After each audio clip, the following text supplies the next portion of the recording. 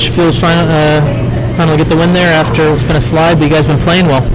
Well, you know what? It's hard fought. It just shows you how tough it is to win in this league, and you kind of think you're never going to win a game anymore. It's been a while since Charlotte, so we probably could have won last night, the night before, and probably could have won Sunday night in San Antonio. But happy for the guys. You know what? Looked like we were a little bit de-energized tonight. 3 and 4 nights kind of caught up to us, and I was kind of coming in here with fresh legs. So, but at the end of the day, it was a good win for us, and UC made the saves when he had to. He made a couple mistakes on a couple of goals, second and third goal, but.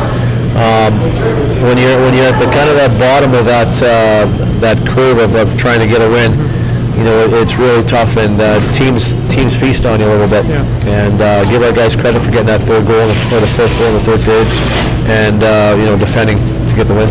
Talked this morning about Curtis being okay. Was this the type of game you saw tonight? Is this the type of thing that you want to see be his consistent type of game?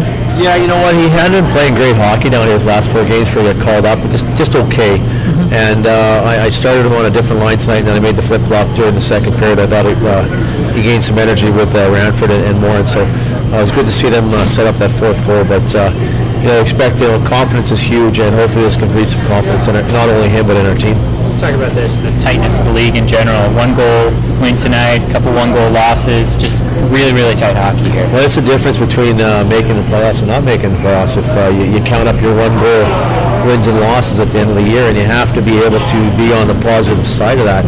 And if you're not, then obviously you want to try and make sure you're getting points like we've been doing. So, we're into our third segment here. We're into our third game, so we tried to sell it to the guys, say, hey, if we win tonight, that's 4 out of a possible 6 points. And the second segment we can't worry about now. So we want to try and build this segment to get back on track. It's good to see UC Runas, just the kind of celebration that he had at the end and the excitement he had about getting the win, and to get that sort of demeanor back into the room.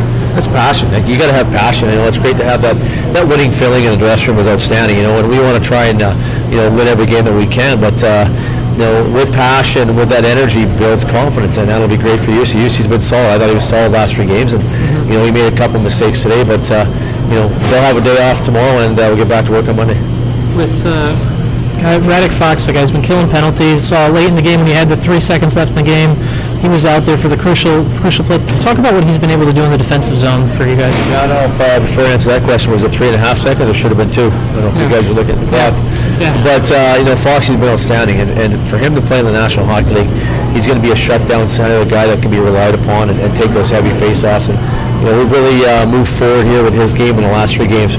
We're going to set him up to be a checking center. We're going to challenge him to play against the other team's top lines. And as a coach, I really just used to roll the lines, and then learning in the American League is, you've got to set up that checking line, and Radek has really taken or flourished in that role. Block shots on the penalty kill. He gets in on the forecheck. You saw he frustrated Lander the other night on Wednesday night, so we're really happy with the development.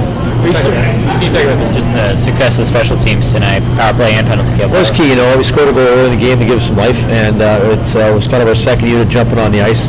And then obviously our penalty kill is strong. It's been strong, the last 4 or 5 games. So, and again, with penalty killing, you got to have great goaltending. That's the key for your penalty killing.